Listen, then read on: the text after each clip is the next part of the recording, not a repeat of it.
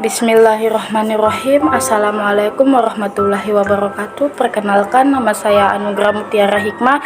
Saya dari Fakultas Tarbiyah, jurusan Pendidikan Agama Islam. Dalam video ini saya akan menjelaskan tentang jawaban dari pertanyaan mata kuliah PKN. Oke, pertanyaan pertama adalah jelaskan konsep negara Indonesia yang disampaikan oleh Insinyur Soekarno.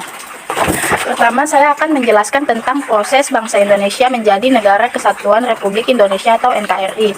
Menurut Insinyur Soekarno, bangsa itu satu persamaan, bahwa kita harus mengurangi perbedaan dan meninggikan persamaan. Menurut Insinyur Soekarno juga, bangsa itu adalah persatuan karakter, persatuan watak, dan persatuan pengalaman. Ya, pengalaman.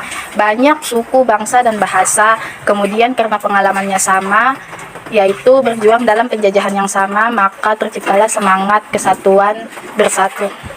Beliau juga menambahkan konsep tentang tanah air. Tanah air itu menurut Insinyur Soekarno adalah tempat di mana orang-orang memiliki kehendak bersatu dan merasa senasib sepenanggungan. Kemudian dikatakan oleh Insinyur Soekarno, bangsa Indonesia itu adalah bukan sekedar golongan orang yang hidup di Desir Bietri Assembly, bukan hanya Minangkabau, Jogja, Sunda, Bugis, tapi bangsa Indonesia adalah seluruh manusia menurut geopolitik yang ditentukan Allah Subhanahu wa Ta'ala, tinggal di kesatuannya, kemudian tersebar di pulau-pulau Indonesia. Dari Sabang sampai Merauke, seluruhnya merasa saya Indonesia. Jadi, konsep bangsa Indonesia terbentuk oleh pengalaman empatris dari peran dan segenap suku-suku bangsa yang tersebar di seluruh kepulauan Nusantara. Oke, kita lanjut pertanyaan nomor 2. Negara memiliki beberapa unsur yang dianggap urgent dan dianggap sebagai pelengkap menurut Anda.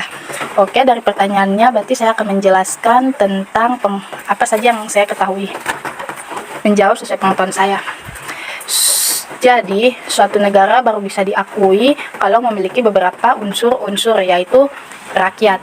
Rakyat adalah orang yang diam dan berkumpul di suatu negara.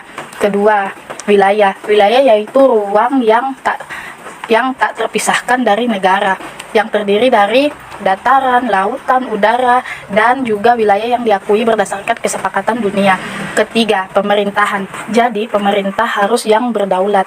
Jika tidak berdaulat berarti tidak bisa, karena suatu bangsa akan memerlukan suatu bentuk pemerintahan untuk menciptakan ketertiban masyarakat dan suatu bangsa dalam suatu bangsa.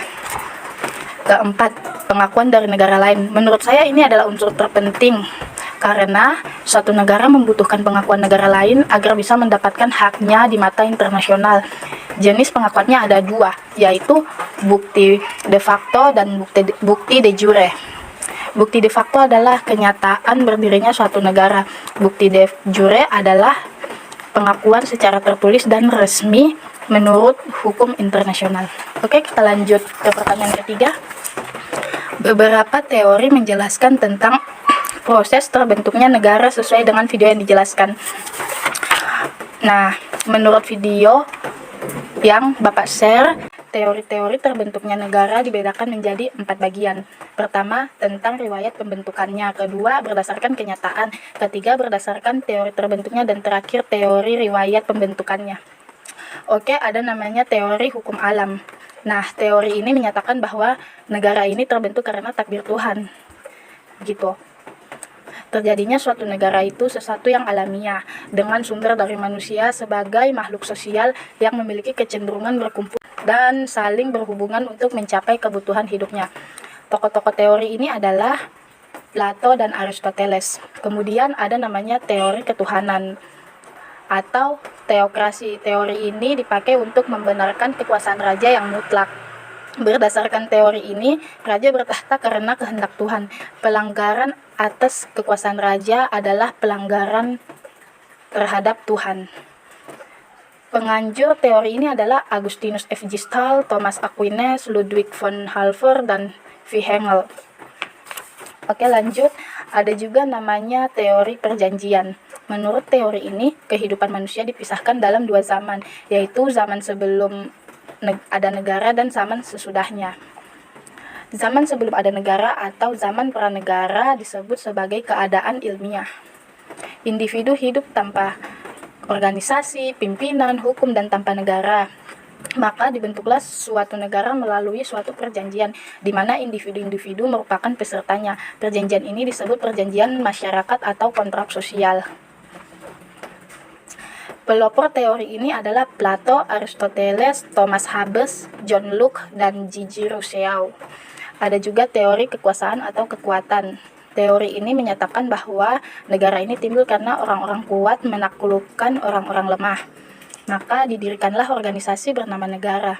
Teori ini dikemukakan oleh Karl Marx, Friedrich Engels, Harold Gilles, V. Oppenheimer, dan Leon Duguid. Oke, sekian penjelasan dari saya. Semoga bisa dimengerti. Mohon maaf apabila ada kesalahan. Wassalamualaikum warahmatullahi wabarakatuh.